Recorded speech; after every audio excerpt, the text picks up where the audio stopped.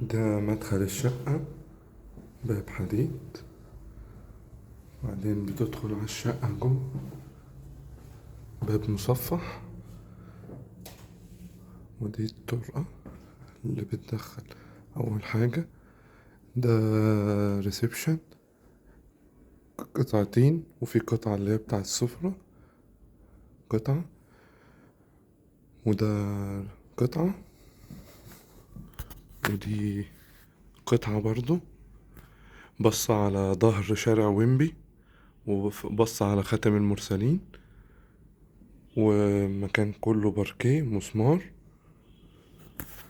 وهنا في مدخل بيدخلك على المطبخ عشان لو معاك ضيوف ولا حاجة يدخل على المطبخ. وده مدخل تاني يدخلك على غرف النوم وغرفة المعيشة اللي جوه.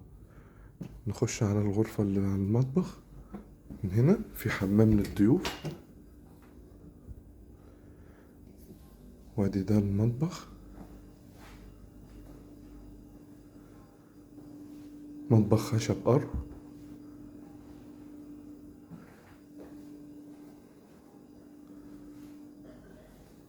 نرجع تاني من بره ونخش على المدخل بتاع أوضة الضيوف. ده حمام، وديت أوضة تانية، أوضة كبيرة بسم الله ما شاء الله، برضو باركيه. وبعدين نخش على الأوضة التالتة. نخش على الأوضة التالتة، كلها بلكوناتها، ودي فيها بلكونة بص على الشارع لو عايز تقعد فيها. وبعدين ديت غرفة معيشة،